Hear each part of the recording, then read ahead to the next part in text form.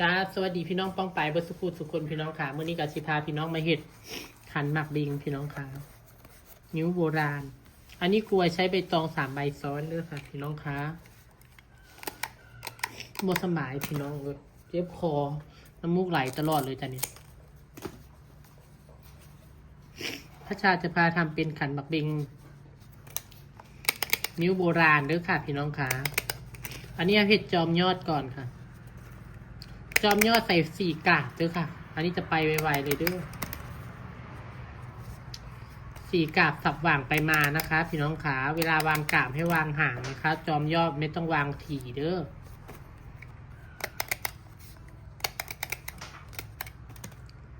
ได้แบบนี้แล้วพี่น้องขาอันนี้พัชชาเห็ดแค่2 ชั้นเด้อ1 2 1 2นี่เห็ด2 ชั้นทิ้งห่างๆกันอันนี้เขาสิเริ่มที่ก่อนเขาสิที่เขาก็ทิ้งใส่ตัวนี้เข้าไปก่อนอันนี้คือยอดหรือว่ากานิ้วโบราณนะคะนิ้วโบราณเวลาพัชชาใส่พี่น้องสังเกตเลยพัชชาจะไม่ให้มันขึ้นไปยาวเกินเด้อค่ะ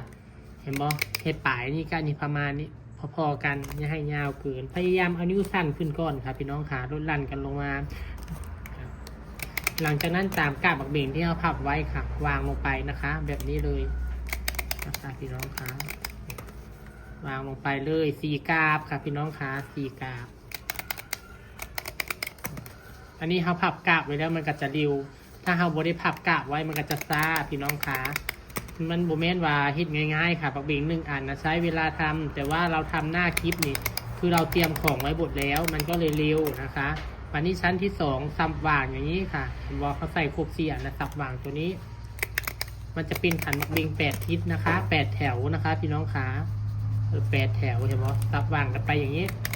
บางคนยังบ่เข้าใจหลักการแต่ถ้าคนที่มีพื้นฐานอยู่แล้วนะคะเบิ่งภาษาฮิตก็สิเข้าใจหลักการและก็สิเข้าใจเร็วนะคะแต่คนที่ยังไม่มีพื้นฐานเลยนะคะพี่น้องคะเบิ่งเท่าใดก็สิงงนะคะบ่ต้องงงค่ะให้จำไว้ชั้นละ4 กาบชั้นที่2ให้ซับวางเท่านั้นเองค่ะพี่น้องคะ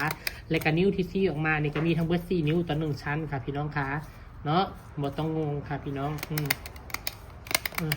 เนี่ยเห็นบ่ง่ายบ่คะเวลายิบให้ยิบไล่ลงมาตับยิบไล่ลงมาทางล่างเพราะว่ายังบักเบ่งจะได้เป็นทรงนะคะนี่ต่อไปใส่นิ้วชั้นที่2เห็นบ่นิ้วก็บ่ต้องให้พูขึ้นหลายนิ้วไหนเห็นบ่ให้พูขึ้นน้อยนึงลูกสเต็ปเปอร์ถ้าบ่คมแท้บ่คมอีดีบ่สามารถยิบลงได้หน้านิ้วบักเบ่งนะพี่น้องคะเห็นบ่ลูกสเต็ปเปอร์นี่ต้องคมค่ะพัชชาก็เลยยกให้ยี่ห้อ SDI นี่เป็นที่1ของนิ้วสเต็ปลูกสเต็ปเปอร์เลยเพราะว่าตั้งแต่ไซส์มานี่มันม้อนมือหรือมันแตกต่างกับหลายๆรุ่นค่ะพี่น้องคะมันแตกต่างยิบเข้าไปเลยตับลงไปถามว่ามันมีสะดุดบอกมันมีสะดุดเป็นธรรมดาค่ะที่มันค้างนะเป็นเรื่องปกติเพราะว่าเขายิบผิดจังหวะนะพี่น้องคะบบัตสียี่ห้อดีสำได้ก็มีสะดุดมีค้างคือกันค่ะเพราะว่าเขายิบแบบรัวๆยิบผิดจังหวะนะมันค้างปุ๊บเป็นอะไรเปิดออกอันนี้เดี๋ยวดีดเห็นว่ามันเป็น2 ขั้นนี่ดีดทิ่มให้มันเดืออันเดียวนี่เพราะว่าเป็น2 แถวดิมันเป็นเรื่องปกติค่ะเรียงไปเรื่อยๆถ้าวางนิ้วอย่าวางนิ้วขึ้นยาวเห็นบอกให้มันห่างๆกันเดี๋ยวนี้แหละเวลาดอกไม้ออกมามันจะสวยเองพี่น้องถ้าวางนิ้วขึ้นยาวที่กันโพดนะมันบงามมันเป็นอีกทรงนึงมันเป็นทรงโคมมันบงามค่ะนะคะทันเสื้อค่อยและงามโลดพี่น้องคะ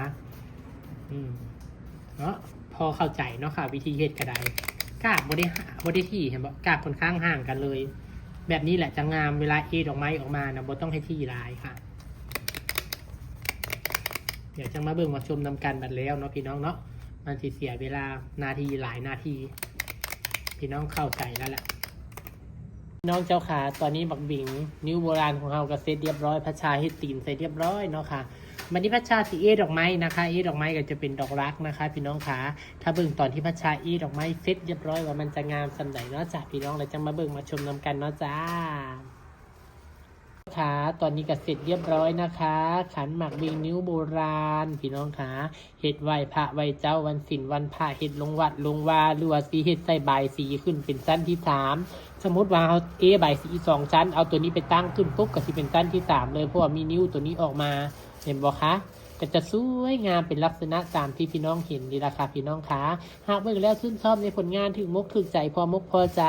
ก็ฝากพี่น้องกดแชร์ประชาในเด้อค่ะสำหรับคลิปนี้สิได้ขอตัวอำลาพาจากไปก่อนค่ะพบพอกันคลิปหน้าจ้าไปแล้วจ้ะสวัสดีค่ะ